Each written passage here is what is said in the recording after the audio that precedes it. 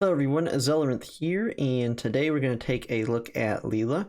She is a member of the Crimson Knight faction, and she is a defender.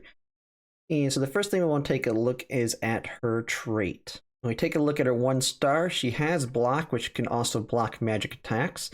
Before being actively attacked by an enemy within 2 squares of her, so within 2 squares of her, and they're located within the front or the side of her, she'll perform a preemptive strike on the enemy. And at the end of action, if you are in the enemy's threat range, she will gain Iris, and Iris is a buff that increases her damage by 40% when attacking and ignores 20% of the target's defense.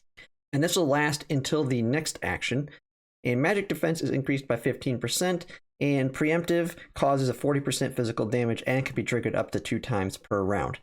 Now, as we move up in the traits, most of it's just going to be stat stick increases on a lot of her stuff here. So when you get to 2 stars, it changes it to where it can be done 4 times per round. So that 2 star is actually pretty big because she can take 4 more preemptive strikes. When you get to the 3 stars, it's 40% physical damage and the trigger range is increased to 3. And then when you get to 4, it takes increases the physical damage from 40 to 60%. Increases her magic by 25%, and finally at the 5 stars it now goes up from 4 to 6 times per round, and as well as gaining 1 energy when her action starts. And so like we're seeing with a lot of the newer units, she is one that actually benefits pretty much from every star as she goes up. But at 5 stars, she really gets the maximum amount of her benefit because she is a unit that is a tank that you're going to want to throw out there in the middle of the enemies. And you're going to want to have her being able to do her preemptive strike against all of them as many times as possible. And so at 5 stars, letting her do it 6 times is going to be pretty big for her kit. So you'll want to go ahead and grind her up to 5 stars as soon as you can. And we take a look at her skills here. She starts with Brutal Smash, which is just a physical damage attack that does 130% damage. And before she does this attack, she gains Physical Defense 2 and Magic Defense 2 for 2 turns. So the big thing with this is if the enemy has a reaction where they're going to attack her first, this is basically going to help her defend herself from that attack. When we get to her first level skills up here, she has Help Defense. This is a passive that for every friendly unit within 2 squares of her, the defense will increase by 10% up to a maximum of 40%. So if you have 4 allies within range of her, she is going to get a 40% buff to her defense. We take a look at her other first level skill. It's a debuff. This one is an instant. It applies Imprison, which is going to put the enemy where they cannot move. It's going to reduce attack down 2 and not assist to the target for 2 turns, so they can't do that assisting attack. And for the target with Imprison, additionally applies Stun for 2 turns, can be used up to 2 times. So if they already have that Imprison, she can then stun them. This one has a 3-turn cooldown on that one. And so we start taking a look at the rank 3 skills here. We're starting to get into the ones that are more unique to her. So this first one is We Are In This Together. This one's an instant that'll pull all teammates within 4 grids to her, so they'll all circle her. She'll gain Assistance Defense, so basically if any of her allies are within her range take an attack, she'll jump in to take the attack for them. Block Enhancement 2, so she'll have a significant buff to block. And then she also gains this skill, which it's translated a little weird here, called Same Boat. But when we actually look at this buff here, is basically buffs Layla so that after performing a counterattack, alert, or preemptive strike, what she's going to do is a lot of preemptive strikes, it'll apply negative passive skill, so it'll shut down all the passive skills of the ones that attacked her, as well as attack down 2 to the target for 1 round. So it can pretty much significantly reduce the person's abilities to attack. And then we take a look at the other rank 3 skill here, Sheltered Bay. This is a support that grants her damage reduction 4, and all allies within 3 squares gain physical defense up 2, magic defense 2, and piercing damage reduction 2. And this will last for 2 turns. So both of these are pretty good. You have the one on the right's giving a lot of defense to your teammates, so you can basically, if you're all huddled up together, it's just going to make it where it's a lot harder for the team to hit them hard and do a lot of damage to them. But then again, the one on the left is the one that's going to huddle all your people together. So this one, if she's a unit that you're going to be using for heavy tanking, you're probably going to want to use a Castella to get both of these skills because they kind of go together. And so we're going to take a look at how this can kind of work in a 1-2 combo here. So this one's on a CN video here. They're going to show where she's going to pull these. So she's going to pull these civilians towards her using that first skill on the left. So she brings them around her. So now they're around her. And then later on, it's going to go ahead and show the other skill being applied right after she does that. So we'll kind of jump ahead here in the video.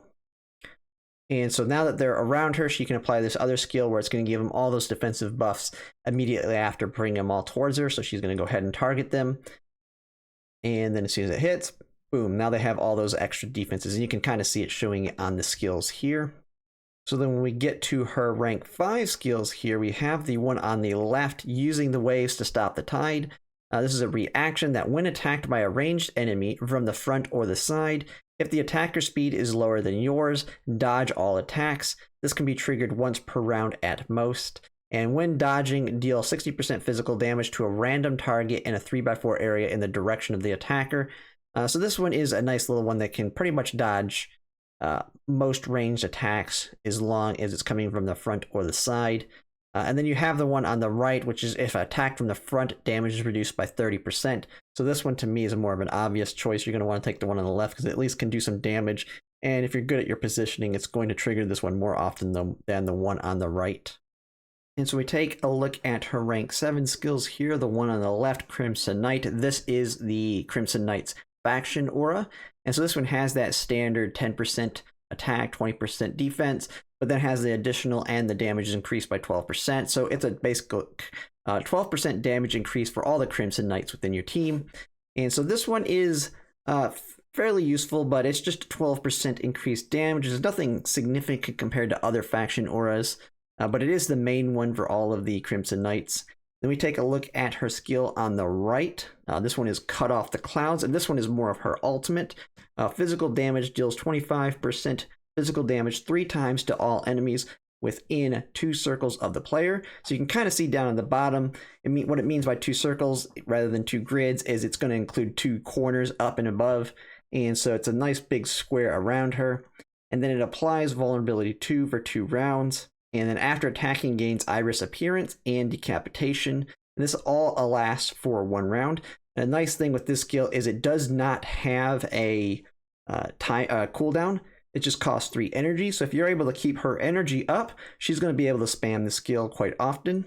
And when we actually take a look at those extra buffs here in the bottom here, it's basically saying Iris, which is that one skill we've already seen, increasing damage by 40% and ignoring 20% of the target's defense.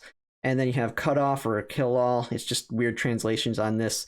But this one changes the attack method to a forced alert trigger. The alert range increased by 1 grid, and the alert trigger count increased by 1, and it cannot be interrupted. If the trigger count is used up, it charges to the original personality attack method and continues to trigger. So it's basically kind of an alert for her.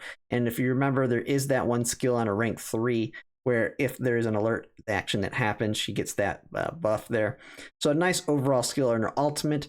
And this with her faction aura, to me, it's not all that good, being only a 12%. But there is no other Crimson Knight faction aura, so you're also getting that 10 and 20%.